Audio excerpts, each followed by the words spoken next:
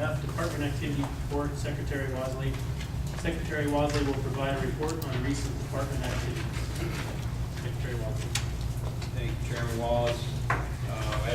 As usual, I'll just hit a couple highlights relative to each division.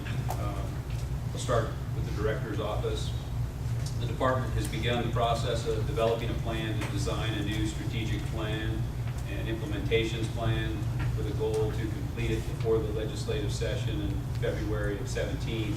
The new plan is in coordination with the Governor's Strategic Planning Framework, State Wildlife Action Plan, federal aid reporting, the budget, legislative proposals, and linked with the performance measures to be implemented. Director's Office analysts submitted a grant application to fund this planning effort.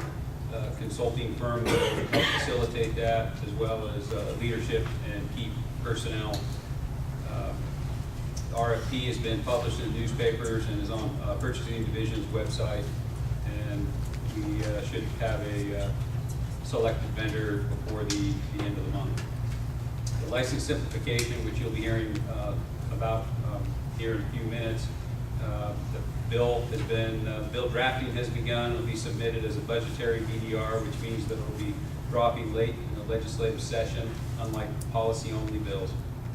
Once the department has been able to digest the public town hall feedback and third-party vendors to evaluate the current recreational license structure, assess customer preferences, and be competitive with Western states' fishing and hunting license structures,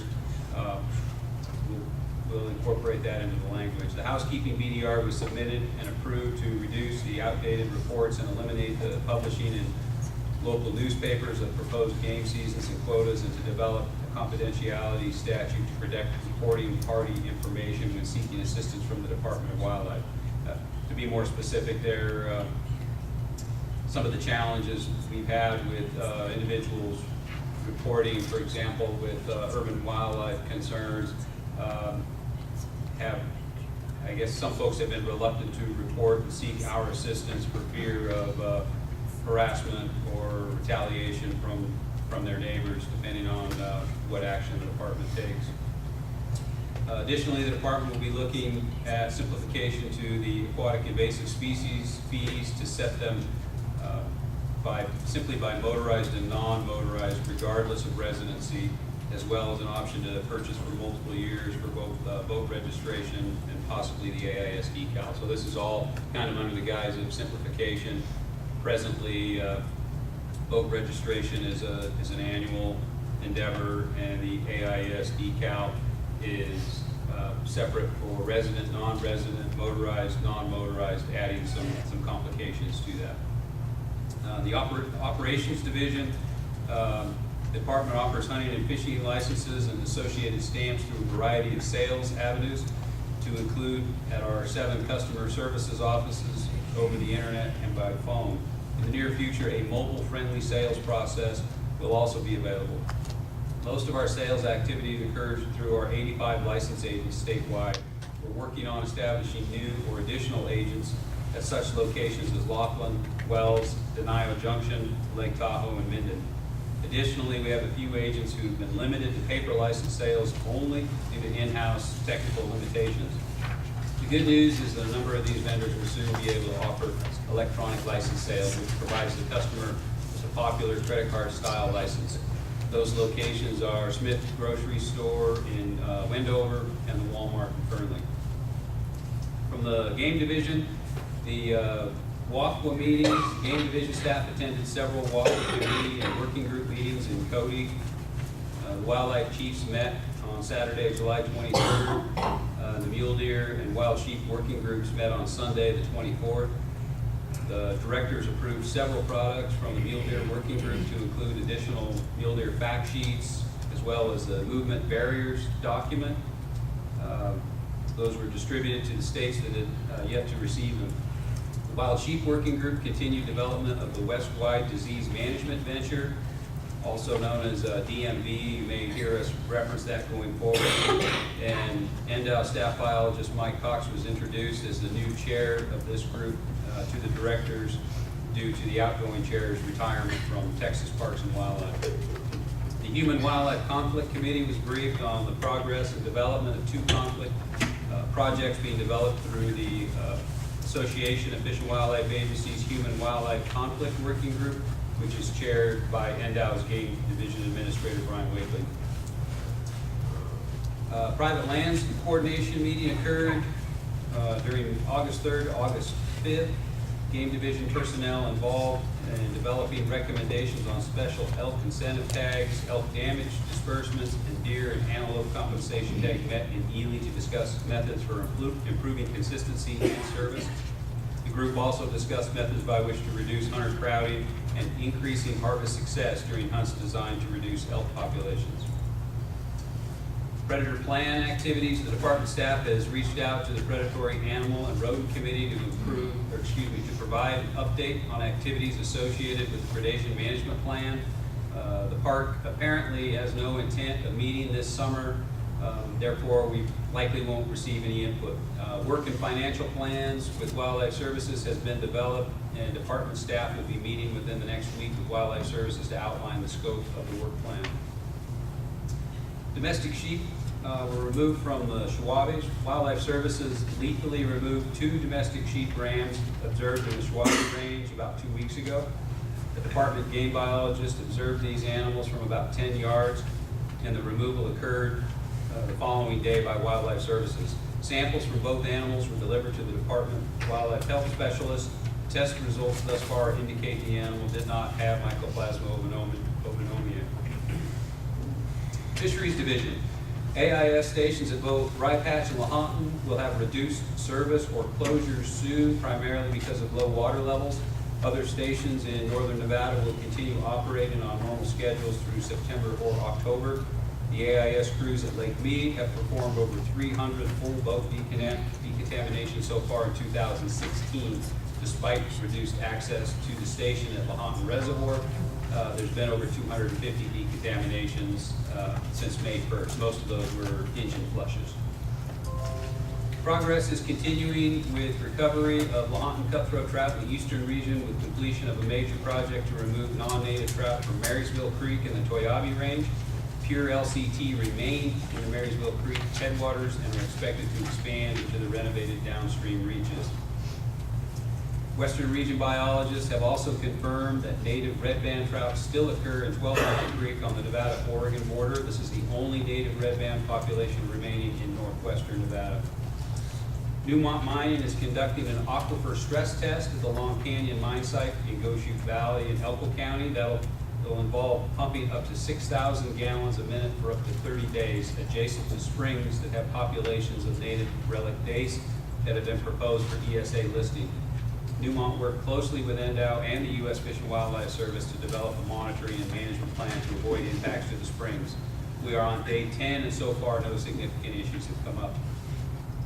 Southern Region staff recently surveyed all of Sunnyside Creek at Courage Wildlife Management Area for the first time since completion of a culvert removal project in 2014 to improve fish passage. Occupied habitat by native fish, including speckled dace, desert suckers, and the endangered White River spine dace has more than doubled, with spine dace occurring throughout the length of the system for the first time since monitoring started in the 1990s. Habitat Division continues to manage funding programs for a large number of wildlife habitat improvement projects. Recently, on June 24th, Board of Wildlife Commissioners approved a total of 25 new projects for FY17, totaling over $1 million. 8 new Heritage Program projects were approved with a total award amount of $688,000. 10 new duck stamp projects were approved, totaling nearly $100,000. 17 new upland game bird stamp projects were approved, totaling $274,000.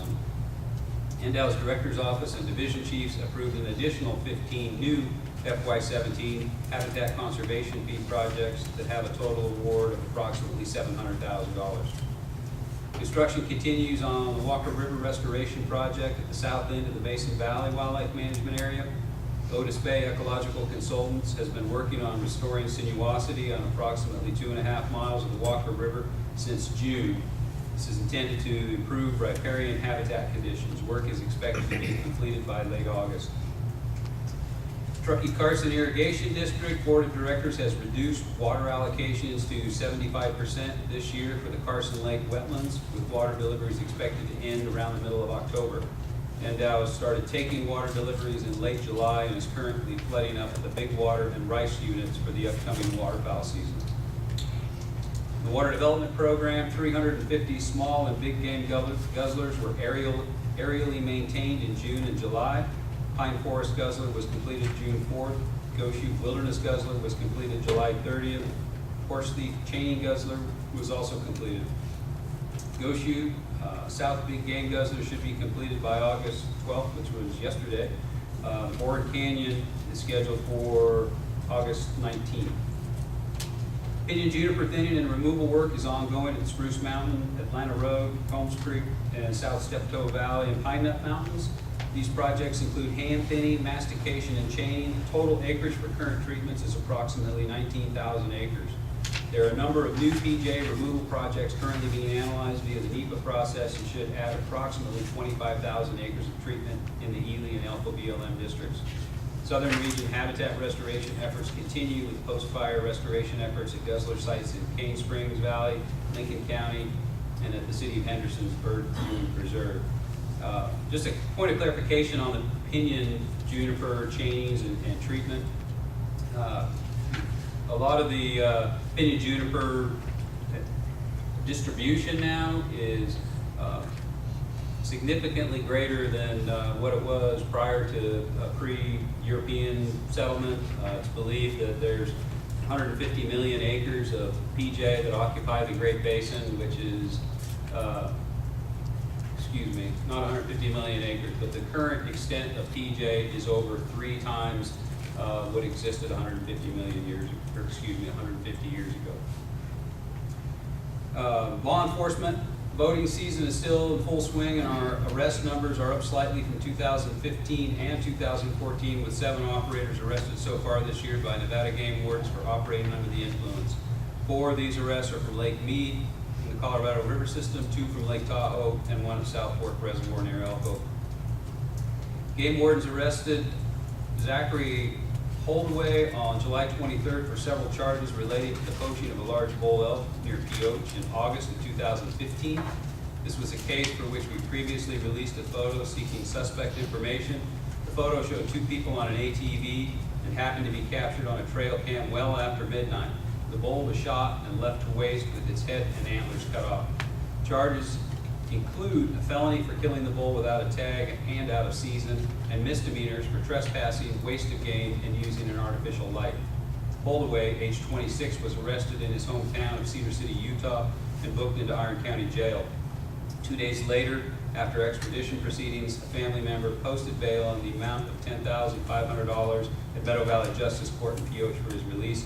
Holdaway had just recently returned to Utah from New Zealand, where he was guiding for an elk and red stag outfitter. The Conservation Education Division, the Publications Coordinator, organized and ran the annual conference for the Association of Conservation Information. The National Organization for Wildlife Communicators and Educators was held at Harrah's, Lake Tahoe from July 11th to the 15th. The event drew 112 attendees from all over the country and was lauded as a complete success. This despite Nevada being called upon to take the conference a year early after Missouri was forced to back out. The Publications Coordinator earned 3 national awards for news release, poster, and regulations publication at the annual conference. The Publications Coordinator has already had the Upland Game and Fur Bear brochures printed, and the Migratory Bird brochure is currently being printed at the state printer. In June, the Eastern Region Wildlife Education staff did a raptor presentation at the Lions Club camp for approximately 60 underprivileged children and 20 adult staff. They also participated in Elko County's library's kids camp with a raptor presentation and a survival skills class.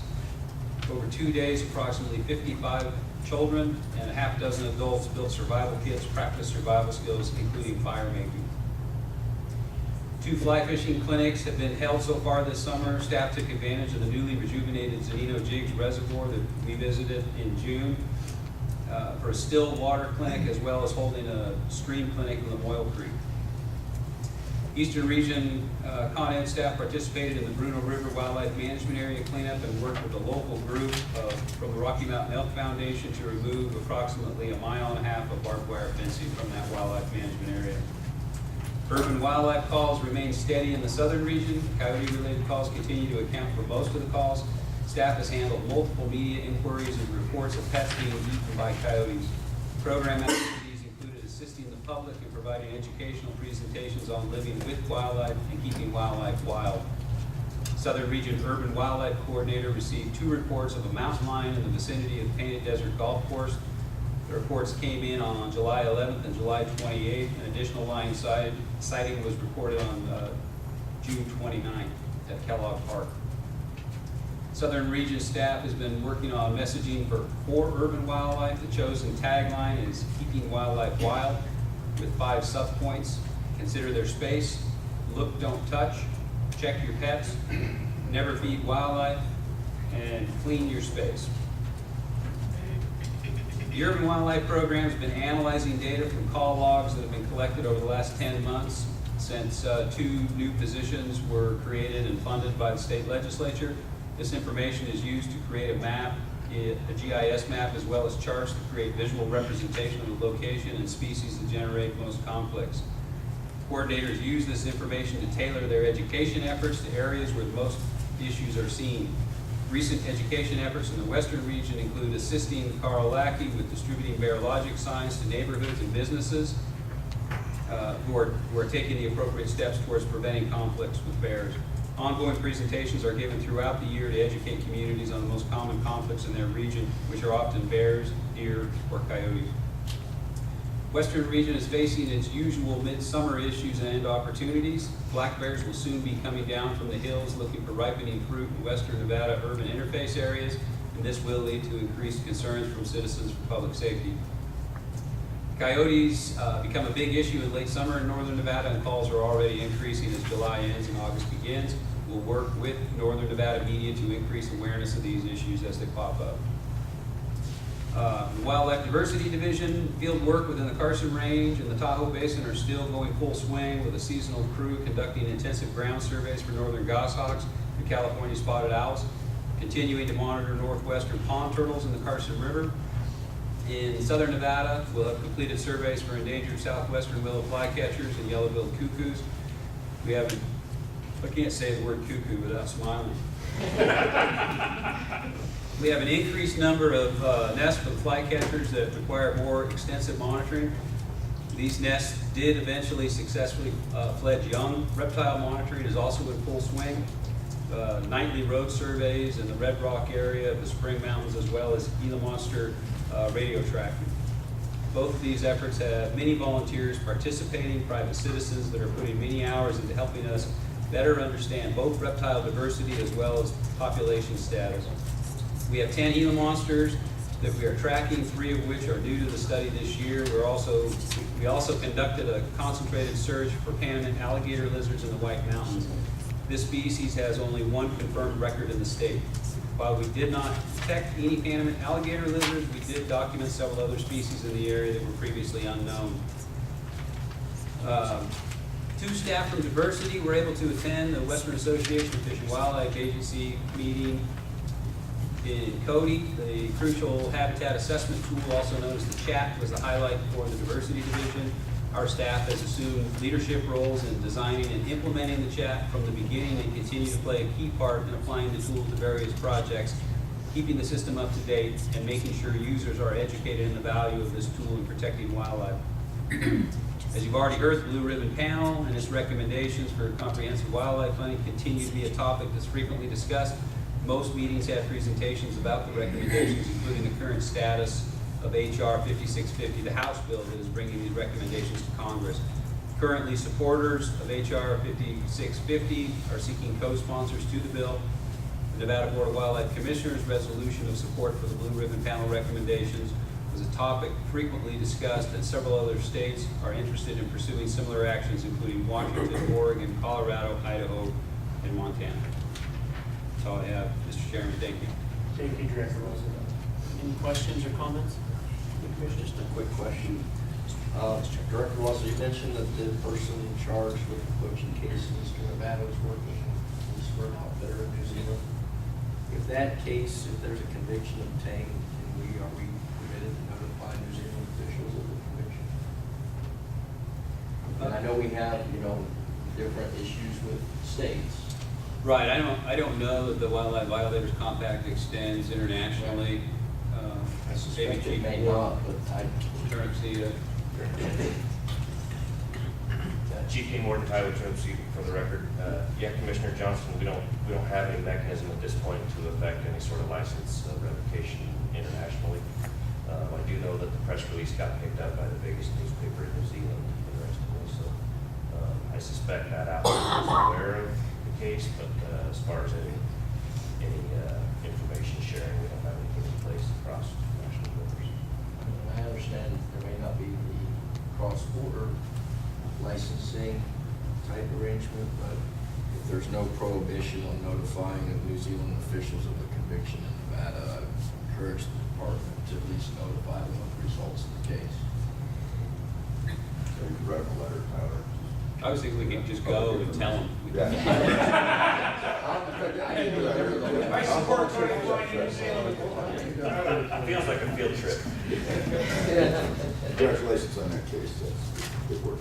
Thank you, I appreciate that. We're pretty proud of it. It started off without a whole lot to go on, And Mel, I gotta say, trail cams at midnight, they are of some value in law enforcement. So there is one small thing I will agree with you on that. yeah, we used some pretty cool investigative stuff on it to develop that suspect, and I'm really proud of the work that our Lincoln County Game Warden, John Anderson, did in that case. We've got a lot of time invested in that one, and it paid off. So. You guys allowed to use the state crime lab for evidence processing, DNA and all that stuff? Yeah. You have your own crime lab. Yeah, I think we can, Commissioner Young. We generally use, there aren't a lot of places that specialize in wildlife DNA. We use California Fish and Game Laboratory on occasion, Idaho Fish and Game Lab on occasion. Idaho's really good to work with for us, that specialize in wild animal DNA stuff, so I appreciate the comments. Any further comments on the activity report? Mr. Young? Just one, and Tony, I think you've done a great job with your leadership, and I admire this building. It's the first time I've been in here. After when you went yesterday, and here today, I certainly see where our tax dollars in Southern Nevada go. It's wonderful to see. I'm just looking at the state tax allocations, where taxes are collected and where they're generated. I'm born in Harrington, as you know, but I'm just saying, somewhat facetiously. I'm just wondering, obviously I have a bad back. I've had neck surgery, back surgery, I have back surgery again. Sitting in those little chairs the last few meetings at community college and yesterday, and these are good chairs with, for a back with the curvature and all that. Can we get a room and just stick with it and make it a priority to get the teleconferencing system in, that we can consistently have our meeting up here? So I don't know if that's something we could put our heads together and figure something out. Yeah. This room is not the biggest in the world, but I think we could probably make it work if we could, tell me, how much the money we need for that teleconference. I'm going to try to raise some down in Southern Nevada, because constituents down here, they feel very strongly that they need that, and I agree with them. Yeah, And I know you do too. Yeah, I appreciate your comments, and I think that where this began was coming out of the 2013 session. The department sought authority to expend up to $77,000 of our revenue to have some capacity for video conferencing. That video conferencing at the time wasn't envisioned to be what we would use to host commission meetings. It was to cut down, to facilitate communication within the department around the state, to be able to look at people and interact. And it was quickly realized when we tried to take that $77,000 and build capacity to use it to host commission meetings. And we had some vendors come in and provide some estimates that were over 3 times that amount to provide what we thought we needed in-house to effectively, consistently, reliably have that kind of communication to host commission meetings. So, you know, we're still exploring those options. We're building money into our budget. Right now, we're building the budget to that end, and we would really like to have a consistent venue that has reliable conferencing, and you know, that's our hope. Exactly. Yeah. And did I understand you to say that you want to have all the meetings in Reno? Is that the? No, I was. Good luck, Tony, touche. We got our token 2 meetings in Clark County this year. I personally don't have a problem traveling throughout the state because I love, you know, to go see the small towns. My history, my family is certainly there. It's just, not everybody has that desire to go in Clark County, you know. Particularly a lot of the people that, you know, to be fair, I represent down there sportsmen, but I also represent everybody. And I think that they've made the point to me on many occasions that the teleconferencing is a big deal. They don't have, some of them are retired folks, they don't have huge budgets to travel, they're older, in some cases, they just can't do it. And I think we need to always keep that into consideration. And I think you do. I just want to keep it out there and push that issue because it's, as a board, we got to represent everybody, not just personal point of view. Okay, as much as I appreciate that we need to have that conversation, we're straight off topic, and we'll move on to item G, litigation report. Deputy Attorney General Larry Ward, who I believe is going to be, was filled in for. Brian Stockton from the Attorney General's office here. He's out of town, and so I'm filling in. The only update I have to the report that's in your materials is on item 3B at the bottom of page 2. That's the case where the United States Board of Water Commissioners has alleged that PennDOW in creating the meanders of the Mason Valley Wildlife Management Area has drawn water away from the main channel of the river. It says in there that no pleadings have been filed. Well, since then, all the pleadings have been filed. There's a hearing on the 23rd of August on that petition. Specifically, that the hearing should be limited to whether they're entitled to a preliminary injunction to stop the project, which hopefully will be mostly complete by then. But the United States Fish and Wildlife Service has also filed in that case, and they'll be bringing their experts. Who actually will be relying on mostly their experts because they're the ones who put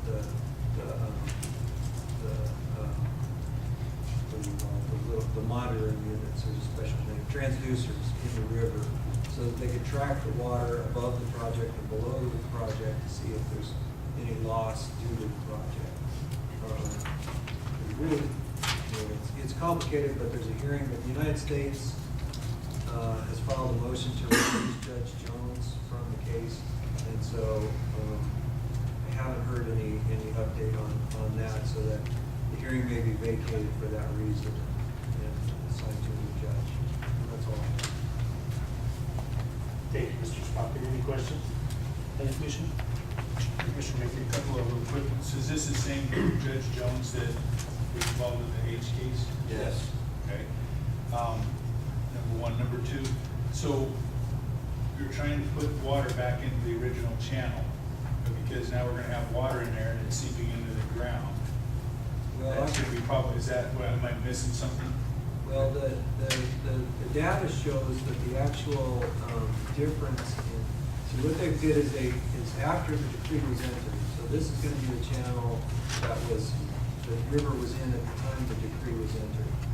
And they at some point, they took the channel and they raised it and straightened it to try and save water. But according to the NEPA analysis, well, I think it's an EA, but anyway, that the Fish and Wildlife Service did, the difference will be 0.7 tenths of an acre foot per year, which is, it's almost unmeasurable. That's very little, small amount of water. That's the difference between the straightened channel and through the meanders. And obviously, A lot of that's gonna be during the winter, in the early spring when we have the high flows. The only appropriator below Mason Valley Wildlife Management area is the Walker River Paiute tribe. And so that's the only water right holder that it could have an effect on. And the tribe is fully supportive of restoring the channel. Anything further? Just one comment on that, I just read there. The board, the US board was the one that filed, and the other water right holders on the system didn't even know that it was filed, so the other decree right holders, farmers, ranchers in the area, I mentioned it to them, like, what are you talking about? And so it was kind of an interesting tidbit of litigation and disputes being raised, and actual water right holders didn't even know the project was going on or had any concern over it. So, thought I'd throw that in. Anything further? Hearing none, we'll move on to agenda